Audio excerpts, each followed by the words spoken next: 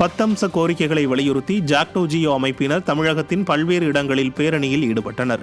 சென்னை எழும்பூரில் நடைபெற்ற பேரணியில் ஏராளமான ஜாக்டோ ஜியோ அமைப்பினர் கலந்து கொண்டு தேர்தல் வாக்குறுதியை நிறைவேற்றாமல் தொடர்ந்து ஏமாற்றி வரும் ஸ்டாலின் அரசை கண்டித்து கோஷங்களை எழுப்பினர். அடுத்த கட்டமாக மிகப்பெரிய அளவில் போராட்டத்தை முன்னெடுப்பதாக அரசுக்கு எச்சரிக்கை விடுத்தனர்.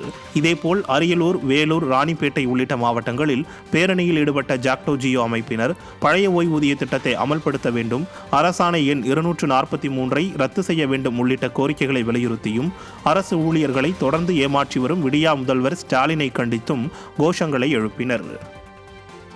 சட்டமன்றத்திலே கேள்வி நேரத்தின் போது மாண்புமிகு நிதியமைச்சர் அவர்கள் பழைய ஓய்வு திட்டத்தை அரசு நடைமுறைப்படுத்துவது குறித்து பரிசீலித்து வருகிறோம் என்று சொன்னதாக தகவல் வெளியாகியிருக்கிறது.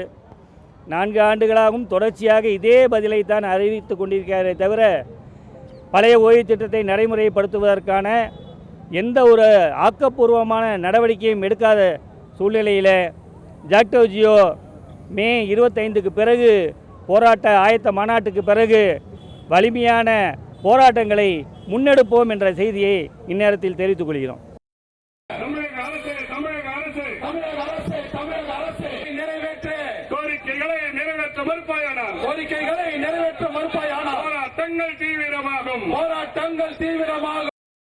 தமிழ்நாட்டின் பல்வேறு மாவட்டங்களில் நியாயமான கோரிக்கைகளை வலியுறுத்தி தமிழ்நாடு அனைத்து வகை மாற்றுத்திறனாளிகள் சங்கத்தின் சார்பில் சென்னையில் நடைபெறும் போராட்டத்திற்கு செல்ல முயன்றவர்களை போலீசார் கைது செய்ததால் மாற்றுத்திறனாளிகள் தர்ணா போராட்டத்தில் ஈடுபட்டனர்.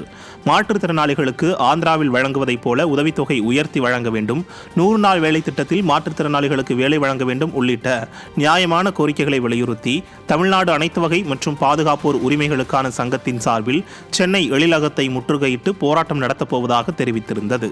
இந்த போராட்டத்தில் பங்கேற்பதற்காக தருமபுரி மாவட்டத்திலிருந்து ஏராளமான மாற்றுத்திறனாளிகள் பேருந்து நிலையத்தில் பேருந்தில் ஏறி அமர்ந்திருந்தனர்.